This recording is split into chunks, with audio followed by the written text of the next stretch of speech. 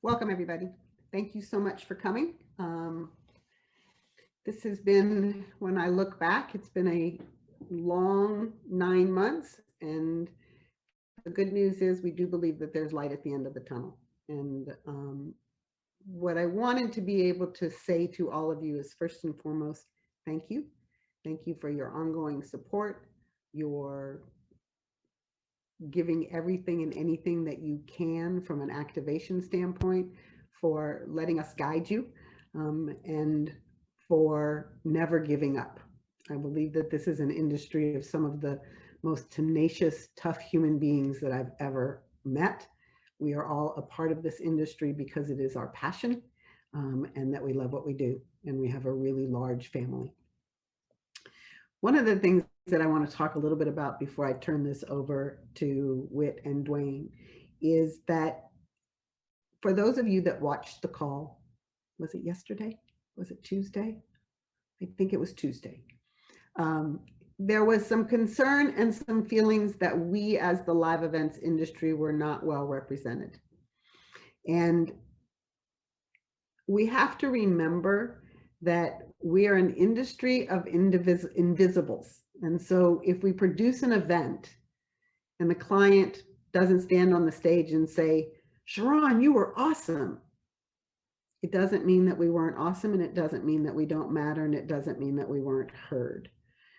On Tuesday, when Michael Strickland and the other gentleman sat on that hearing, it was very clear, though at moments frustrating, and I understand that and I appreciate that the live events was mentioned and was represented. It may not have felt like that at times, and I can understand that, but it's step one.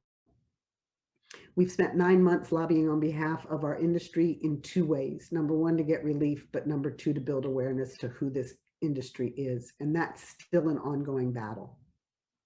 What happened on Tuesday was a positive. It was a positive for every single person on this call. It got the attention of a lot of senators who said live events, a lot of senators who kind of had an aha moment of what does that mean, and understand that the ecosystem and events as a whole are bigger than a bus company or a concert. But it was an amazing start. And I, for one, am thankful that they did that, and greatly appreciative. It just continues to help our mission.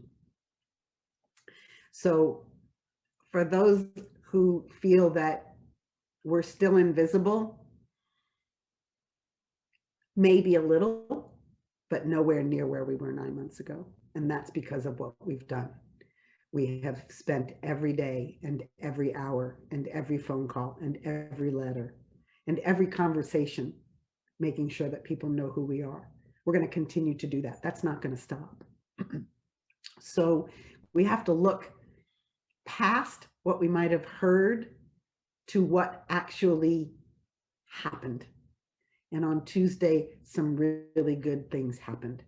Whether it was a senator talking about live events, Senator Tester getting up there and stating how important it was that our industry needed help, and it was clear that we needed it in a slightly different way than others did, and it acknowledged the fact that we have a ship that has a big hole and we're trying to plug it.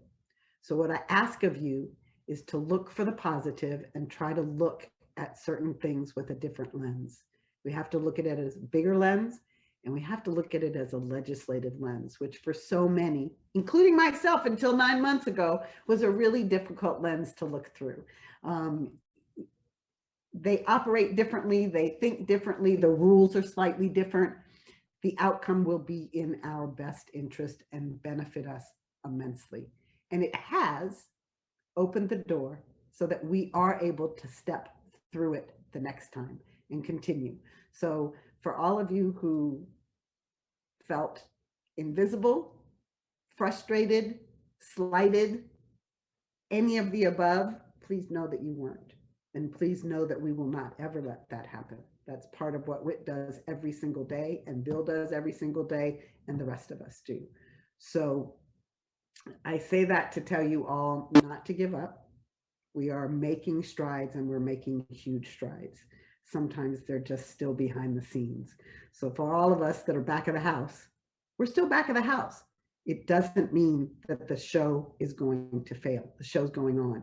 So for Tuesday, we were still kind of in our invisible position, but we sure were making the engine run. So to all of my colleagues and my dear, dear friends on this call, who I have the utmost respect for, and I understand where all of these emotions are coming from, feel them, then let them go and make it a positive, and let's build off of some of that frustration so that we can move forward. This isn't over. Even with relief coming, it's not over. So I thank each and every one of you for your trust, for your belief in us, and for continuing to fight side by side with us. And without further ado, I believe that I am turning it over.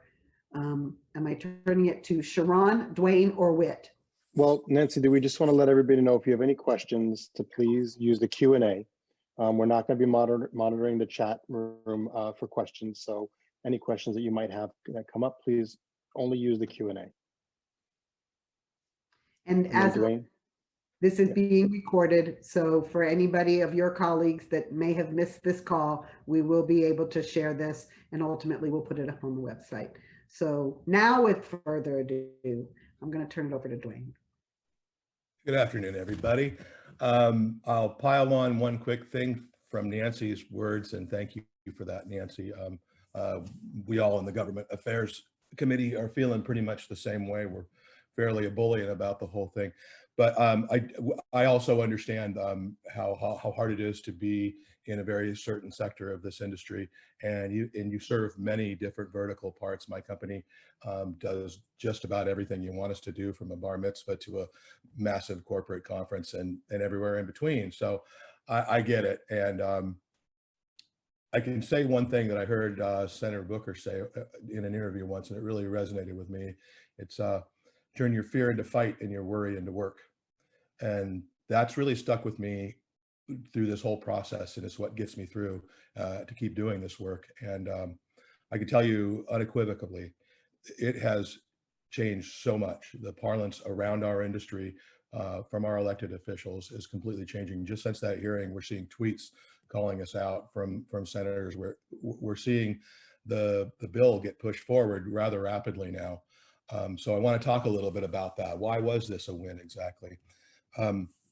Our relief fasts remain at the very top of the pile, and by every account, they're going to be attached to the Omni package, which, of course, the Omni package is the fund the government bill. Government has to shut down after midnight on Friday if it doesn't pass. They've already passed one deadline for that and passed a continuing resolution that got it pushed to this Friday. That it is somewhat likely that that will happen again for a shorter term thing over the weekend. The reason why we're feeling so ebullient about all of that, even though they keep continuing on the deadline, is that the talks are happening. We've got broad bipartisan support in both chambers for PPP, second dip, for an extension of unemployment. And at this point, this support is about as unbreakable as it's going to get. What this means is that we've all done a fantastic job. We've kept these issues front and center with our senators and reps. And for that, I hope you all will take a little minute to pat yourself on the back. We pushed this thing to the finish line. We're literally just waiting for ink on the page at this point. So when will this be finalized? I mentioned it is unlikely to be finalized by midnight on Friday. You've got two separate things going on. The Omni bill, which funds the government, is of course being discussed still, and that's the thing that has the deadline. All of the relief is another piece that's going to, in a way, get attached to that. They're not joined at the hip or anything like that, but one goes with the other, and we've always felt that getting our needs attached to the Omni was the best thing, the best shot we were going to have at getting this done before the end of the 116th Congress, and the next one is sworn in. Once they actually have this bill written, and there is no language yet, everything you're seeing on the news is really happening. They are really close. There is broad agreement on most of it. There's just little bits and pieces still being ironed out.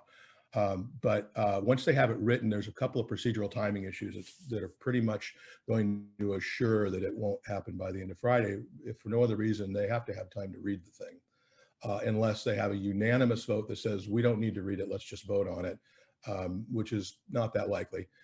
Not impossible, but not that likely.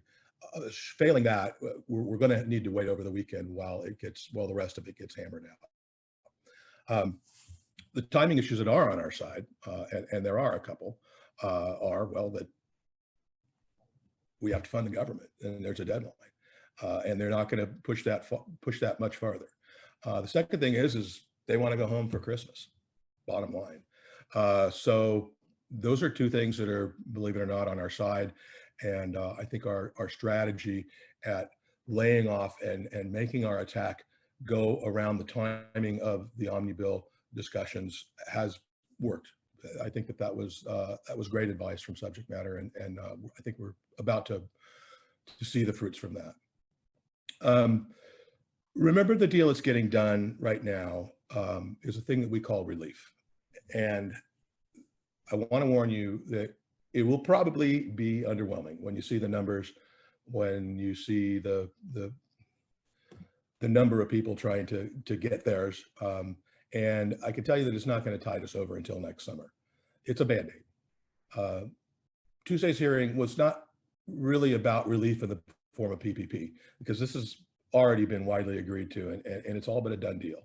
So they would have pretty much been beating a dead horse if that had been the topic. So our relief, our broad relief, was never really what that hearing was about.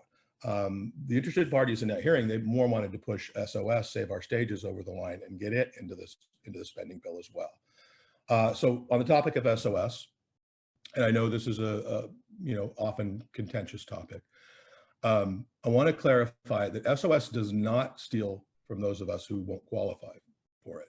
It just gives those that do a different bucket to dip into, and they can't dip into both.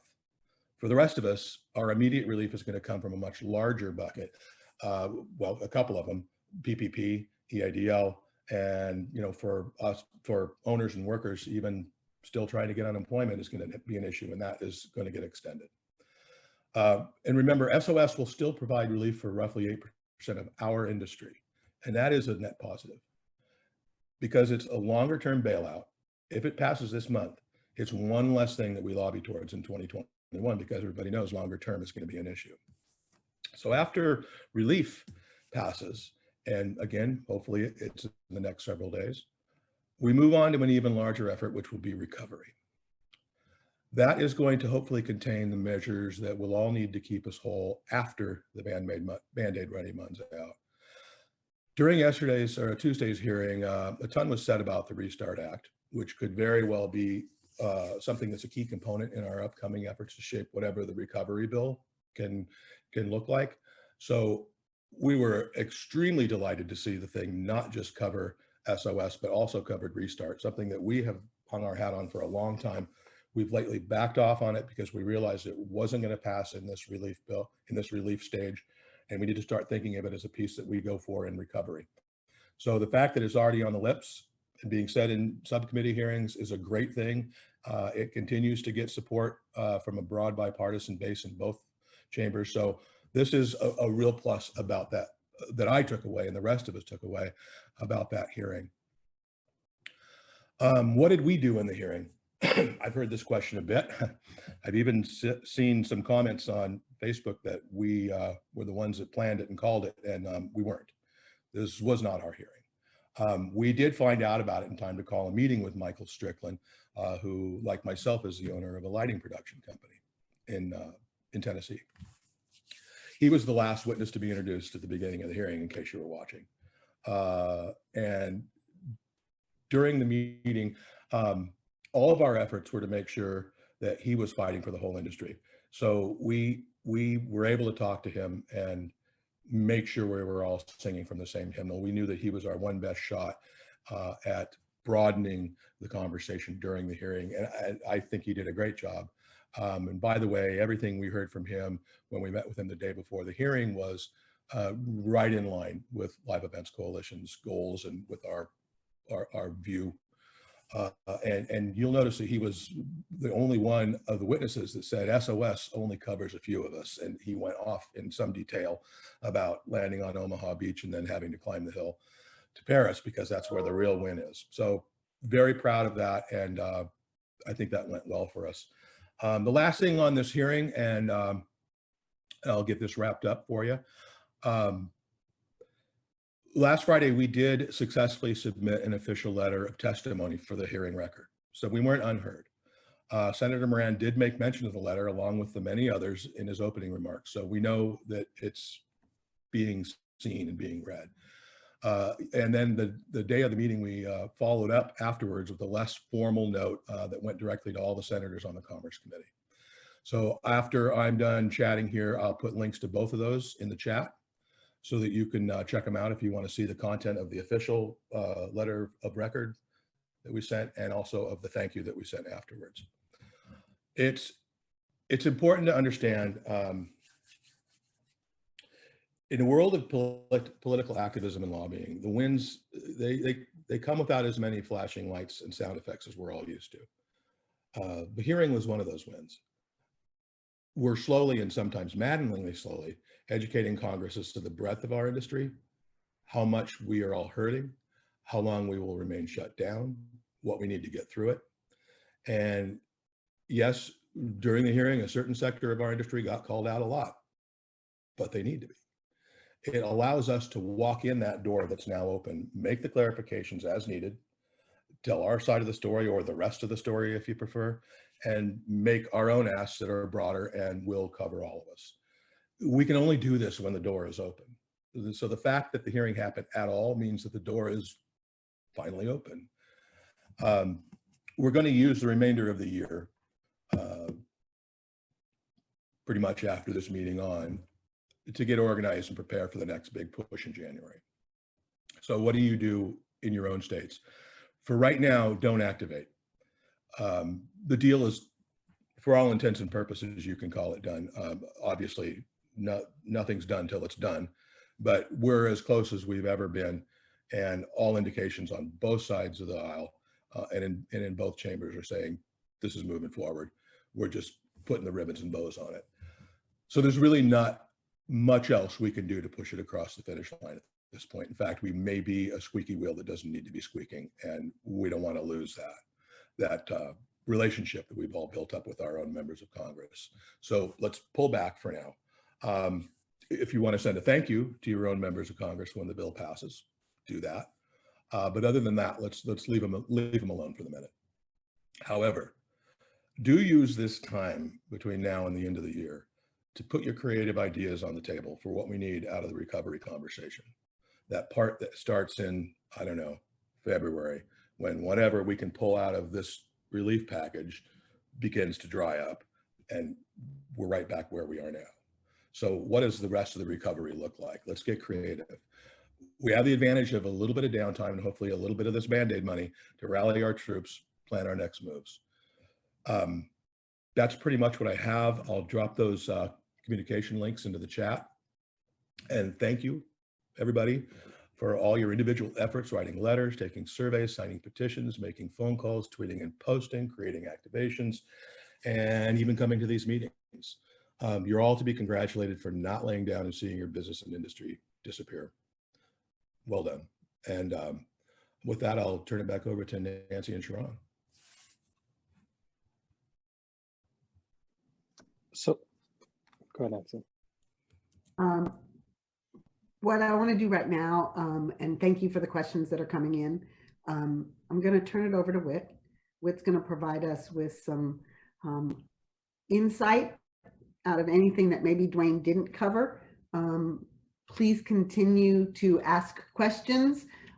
Stephanie has asked one question, which is, how are we, the LEC, advocating for unemployment and underemployed individuals and freelancers' needs in the industries? One of the things that I can tell you is this, Stephanie, we are constantly pushing to make sure that all of the legislators that we speak to understand that this is more than just small businesses, that we are an industry of 1099 gig workers, we are an industry of W-2s, and that we are pushing very, very hard for the need to extend the PUC.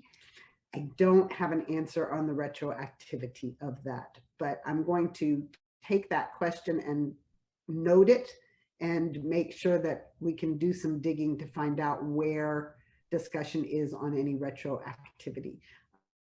So please know that this is not just about small businesses for LEC. This is about all of everybody. I make that a point to start with in any and all conversations that I have. So we are there with you every day as we walk through this long journey that we have. And now what I'm going to do is I'm going to turn this over to Whit, who is been by our side through the whole thing along with Bill. And I, for one, would like to say before the holidays, thank you. It is greatly appreciated. It's an education I never knew I needed, and an education I hope I may never have to use again, but I know that I will. So it's very valuable. Thank you. Without further ado, here's Whit. Thank you, Nancy and Dwayne, Sharon, really the entire team. Frankly, I don't have a whole lot to add because I think that you each in your own way have articulated things not only 100% accurately, but I think through the right lens for the broader group to appreciate as best as is humanly possible the absolute and utter chaos that even after each of you get to reopen and get back to your own businesses, I'm still going to be stuck having to deal with these characters here in Washington. So your patience along this very, very challenging process, I think has in part been a cornerstone as to why you are being noticed, because the discipline, the willingness to engage, all the moving parts that not only live events leadership, but then each of you in your corners across the country have been willing to put those blood, sweat, and tears into the effort. It is meaningful in ways that you'll probably never fully be able to understand. But for a Washington insider, which I'm not proud to say I am, but I guess I am, it really does make a difference. In terms of, I think some of the things Dwayne touched on, really looking forward, because I think that's where we want to start, is looking forward, knowing that we're on the cusp of getting the Band-Aid, which Dwayne is exactly right. We're very close, and it will happen. And so we're wise as a collective group to think about what those next things are that are going to be imperative, not only for survival, even when this Band-Aid may run out, and we'll find out what the longevity of these things are once we see the actual legislative text, in the hours or days ahead. But what are those next things that are going to be necessary for you not only to survive, but then to sustain and start to get back where you were? And, I'll just use one other example, not to dwell on Tuesday's hearing, although everyone that has spoken is right. It's really hard for any industry, even if it has multiple verticals and is as diversified as live events is, to get a hearing that is exclusively focused on live events or any other fill in the blank. That in itself is very hard to do typically, but I think speaks to the interest from a wide range of members of Congress, maybe from different perspectives. So I think that in part was helpful, but perhaps more importantly, Nancy and Andy and I just got off a call before this one with a completely unrelated to live events sector that took notice of the hearing Tuesday, is generally aware of Live Events Coalition, but not necessarily understanding what it was, but took notice of Tuesday's hearing, and then all of a sudden wanted to talk to us about joining their effort on a very, I think, important 2021 issue as it relates to pandemic insurance and business interruption, and things that this organization probably will want to talk about in that longer thinking phase of when you get back open, how are you going to stay open and protect yourself in doing so? So it's just another example of behind the scenes work that you would never expect to create fruit like what Nancy and I just were invited to be part of a conversation, and I think is a positive as well. So a few things that I would just throw out there. You're the business experts, not me, as it relates to what your needs are, but a few things that I would anticipate being part of that 2021 discussion that you might want to think through how it would have implication for your operations. In part is that pandemic insurance, business interruption insurance component, which I think is going to get a lot of discussion in Washington. Certainly liability protection kind of dovetails with that. And while that's gotten a significant amount of conversation in Washington these last few weeks, it's proven to be very contentious, which is why it's not going to be part of this Band-Aid, relief measure that Congress ultimately passes in the next few days.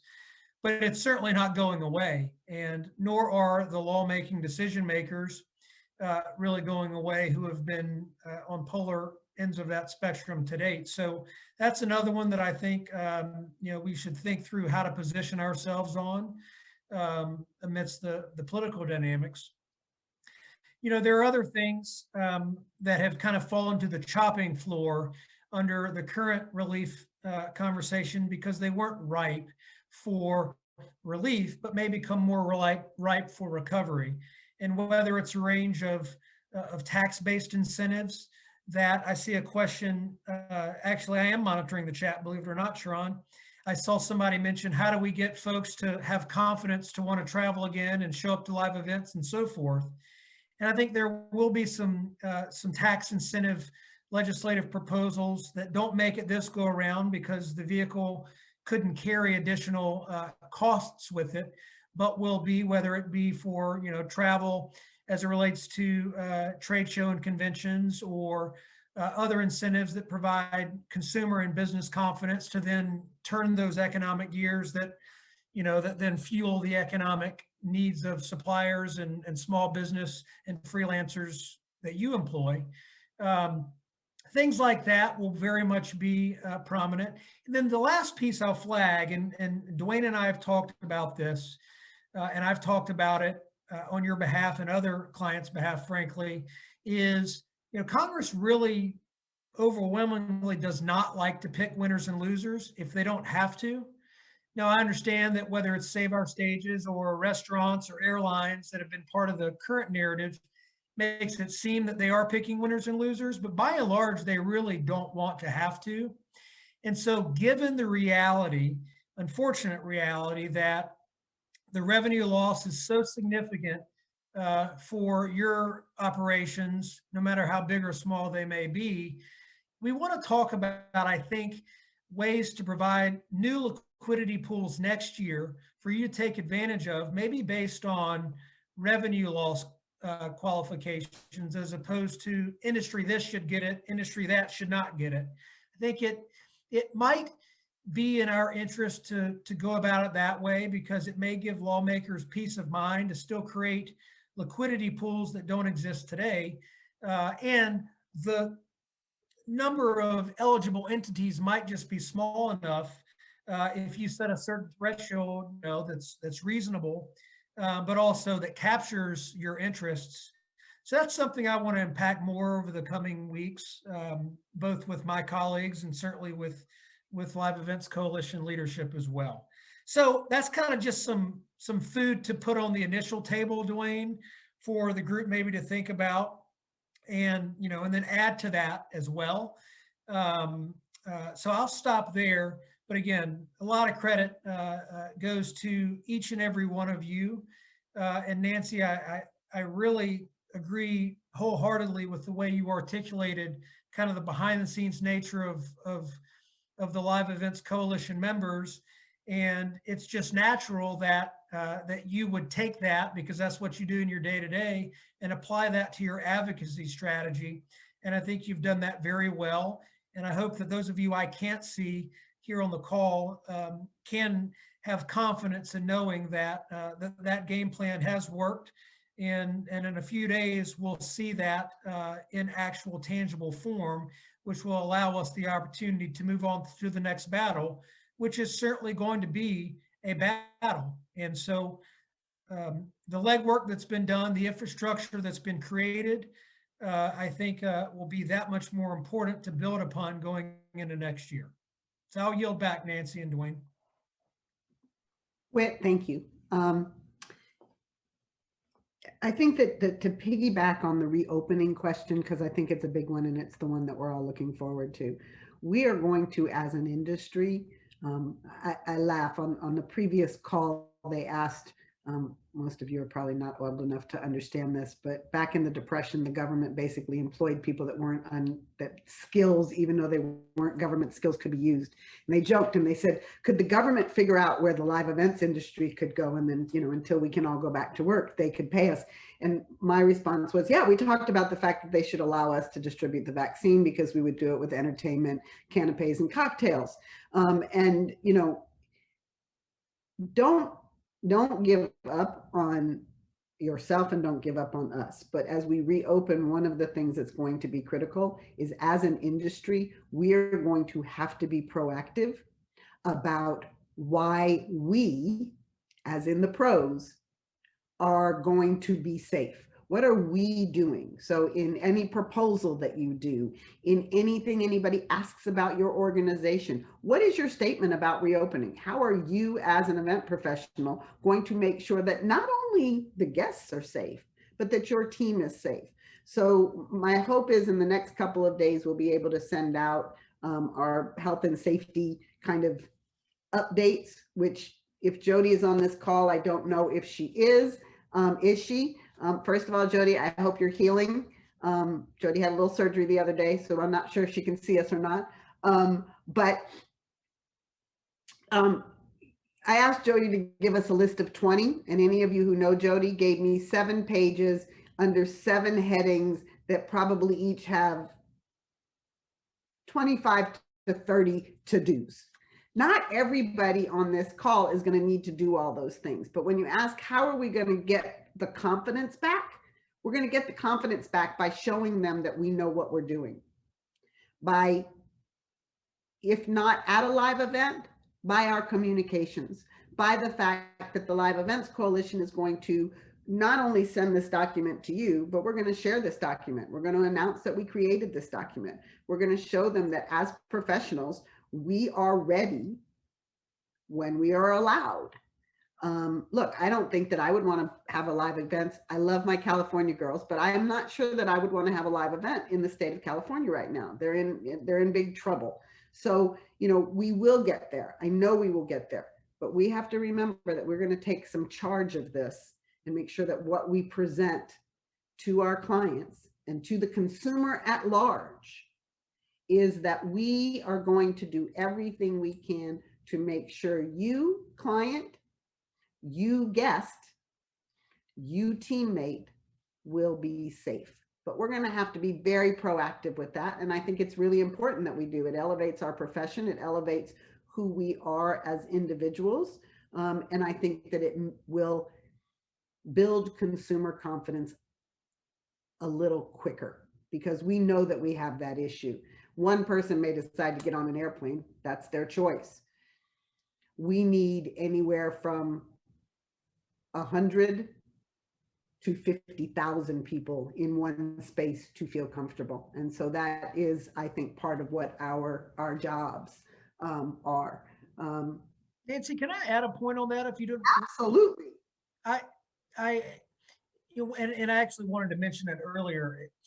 You also have an opportunity to help shape this at the local and state levels. I mean, obviously, Live Events Coalition, and my efforts with you have been focused nationally for the most part. But I think as again we move into kind of a vaccine phase, even though that's going to be a phased approach, the decisions really still are going to be made at the local and state levels in terms of reopening. And so the more that your operations there on the ground can be providing not only the roadmaps to do your job successfully, to then provide confidence not only to those decision makers, but also then that spills out to the community. I think that's another thing that, I know that many of you have done that in your various communities over the last few months, but I would continue to stress that that's going to be an important dynamic that serves both your engagement with policymakers favorably, but also with consumers in your home communities to know that you are taking these steps proactively, which then instills confidence in a way that they may not, otherwise get to feel. So I just want to underscore that. Okay, so there are a couple of questions that I think we might want to get to. I'm going kind of in reverse order, or the ones that I know I can answer quickly. Troy said he was on a call with ALHI. I'm sorry, I don't know what that organization acronym is yesterday, and that the forecast of events of 1,000 or more will not happen until third or fourth quarter of 2021. That is what is being said. Again, part of that is there's still the unknown of the vaccine still exists. So we've seen other reports that say by probably May, the vaccine, or June, will be available for masses other than first line and the elderly. There really isn't an answer, Troy. The challenge is, yes, we've kind of heard that. We've also heard that meetings and trade shows, they don't anticipate, and this came from a conversation that I had with somebody in that industry directly, that they're not planning until 23, 24. And part of that is because of the long-term planning cycle of that. You can't plan a really, really large, thank you. I thought that might be what it was, Troy.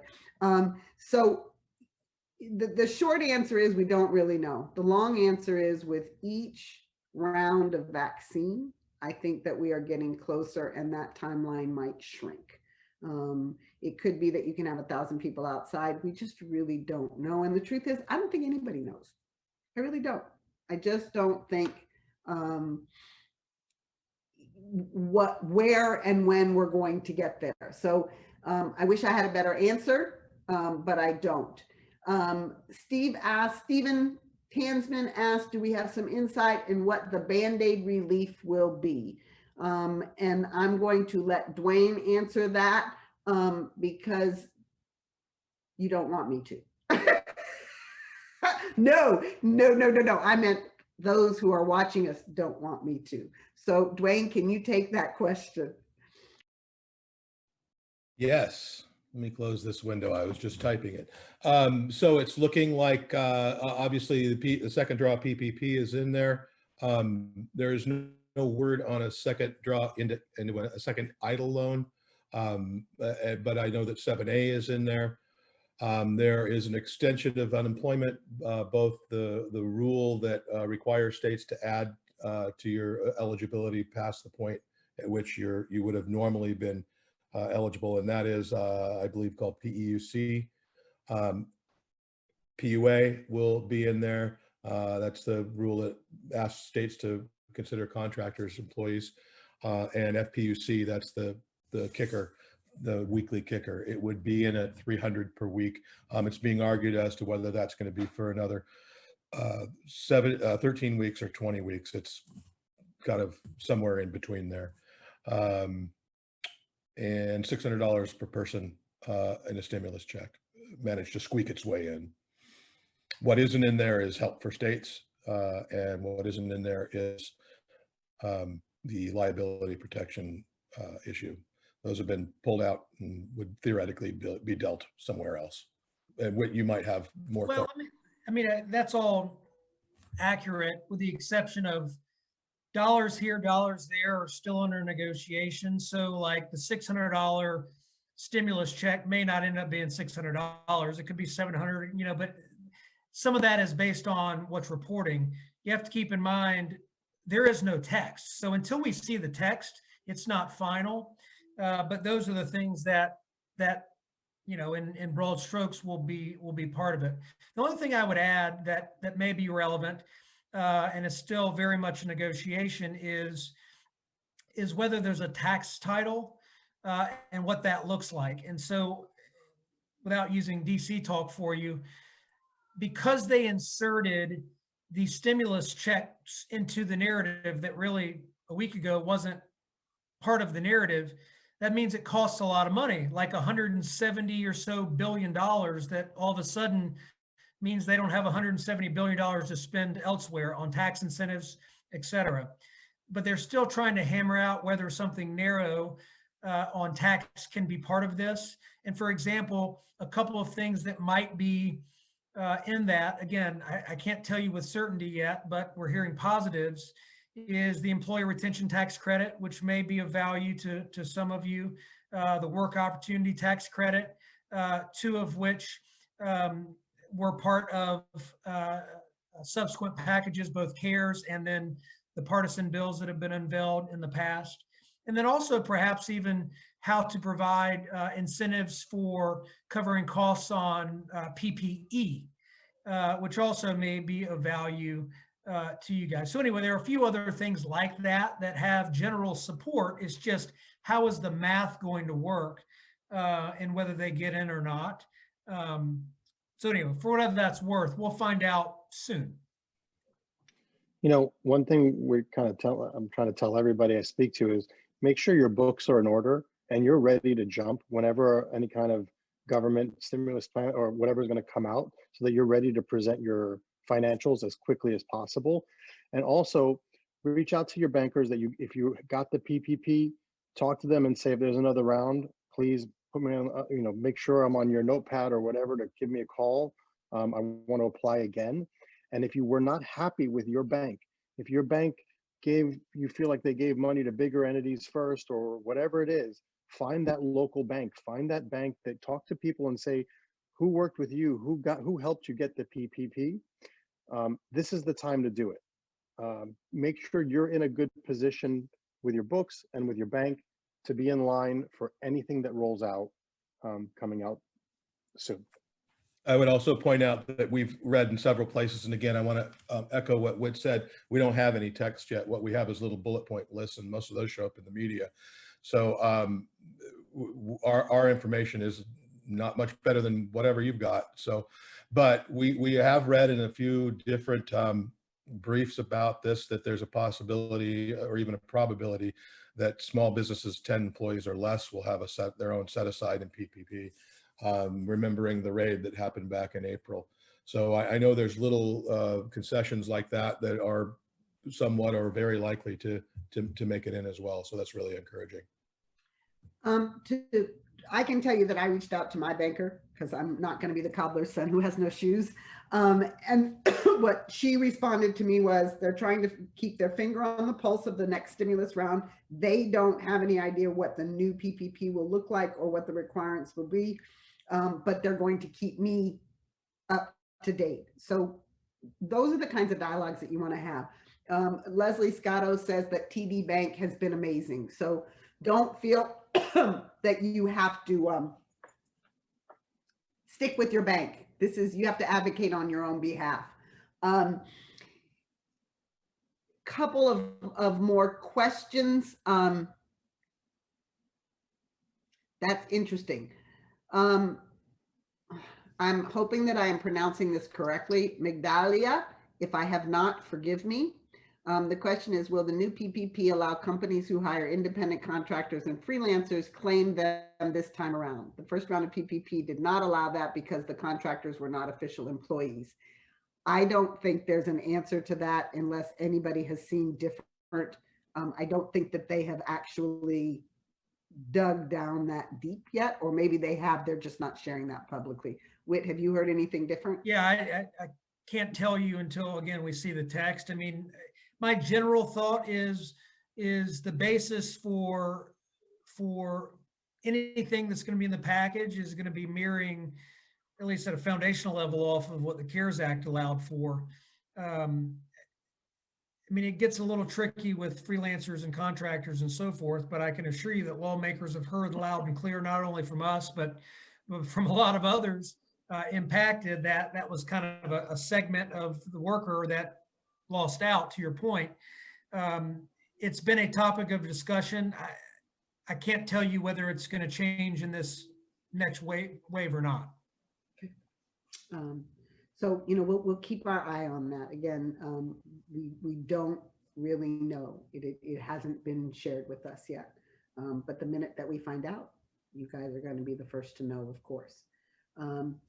Daniel, you are asking me to talk to the folks at EIR, which I'd be happy to do, but what is EIR? There are a lot, and Daniel is stating that he worked on a project. Yay, you went to work. We like that. And what, oh, entertainment industry response. Thank you. You would think I know every acronym. I live in DC. And the careful protocols that you guys worked together for weeks and nobody got sick. So that's a great case study. And Daniel, if you could make an introduction, that would be amazing out of LA.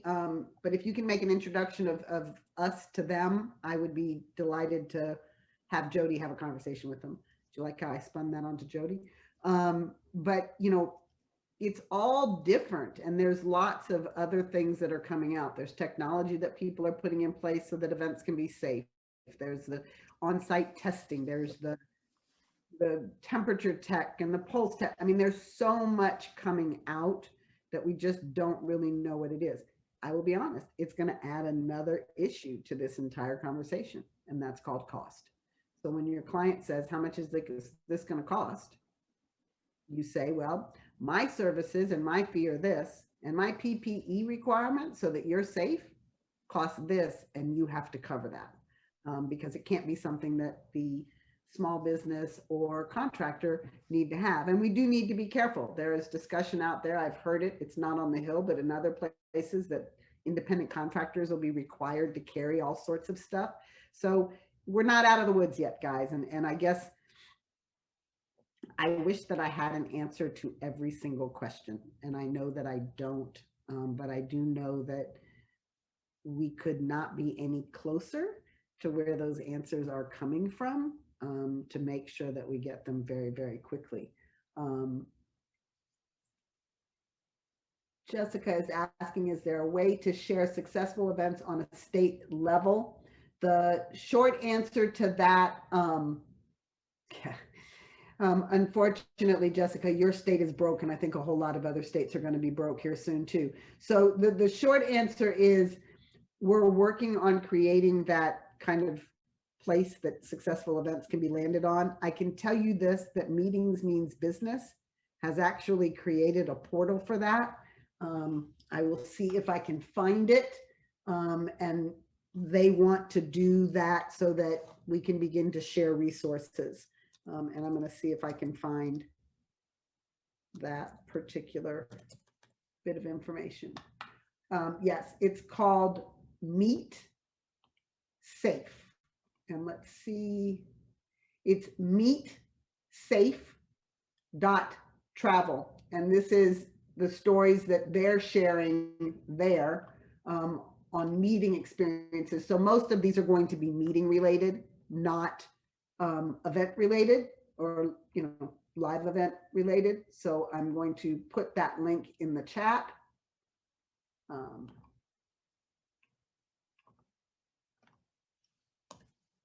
All right. And I guess, what other questions might people have? Are there any? I think we've answered all.